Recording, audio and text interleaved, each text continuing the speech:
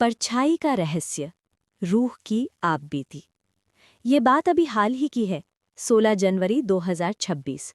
शहर के एक शांत कोने में एक घर है जहां रूह नाम की एक लड़की रहती थी। रूह स्वभाव से बहुत निडर थी, अकेले रहना उसकी आदत थी और उसे अंधेरे या सन्नाटे से कभी डर नहीं लगता था। लेकिन उस दिन कुछ बदलने वाला था। दोपहर का वक्त था। रूह हमेशा की तरह घर के काम निपटा रही थी और कपड़े धो रही थी। घर में पूरी तरह खामोशी थी, सिर्फ पानी के गिरने की आवाज आ रही थी।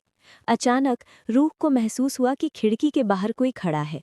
उसे लगा जैसे कोई उसे लगातार देख रहा है। उसने तुरंत खिड़की की ओर देखा, पर वहां कोई नहीं था। उसने सोचा शायद मन का वहम होगा और फिर से काम में लग गई। कुछ ही मिनट बीते थे कि उसकी नज़र दोबारा खिड़की पर पड़ी। इस बार उसने साफ देखा, काले लंबे बालों का एक गुच्छा खिड़की के कोने से अंदर की तरफ झांक रहा था। रूह के हाथ रुक गए। वो तुरंत बाहर भागकर गई ताकि देख सके कि आखिर वो कौन है। पर बाहर का नज़ारा देखकर उसके रोंगटे खड़े हो गए। वहां दूर दूर तक कोई इंसान नहीं था।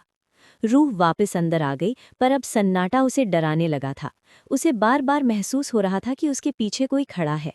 वो जैसे ही पीछे मुड़ती, वहां सिर्फ खाली दीवार और परछाइयां होती। वो जिधर भी जाती, उसे किसी की मौजूदगी का एहसास होता, पर सामने कोई नहीं आता। तभी एक ऐसी घटना हुई जिसने रूह के होश उड़ा दिए।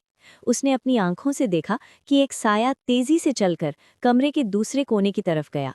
वो कोना जहां सिर्फ एक ठोस दीवार थी और बाहर निकलने का कोई रास्ता नहीं था। रूह हिम्मत जुटाकर उस दीवार के पास पहुंची। उसे लगा शायद कोई वहां छुपा होगा, पर वहां पहुंचते ही उसके पैरों तले जमीन खिसक गई। वहां कोई नहीं था। वो साया दीवार के अंदर जैसे समा गया था। परेशान होकर रूह ने ये सारी बात अपने माता पिता को बताई। उन्होंने सुना और हंसकर टाल दिया, बेटा तू अकेले रहती है ना, इसलिए शायद तुझे वहम हो गया होगा। रूह ने भी खुद को यही समझाया कि शायद थकान की वजह से ऐसा हुआ। वो डरी नहीं, पर उसके मन में एक सवाल आज भी है। अगर वो वहम था, तो वो साया दीवार के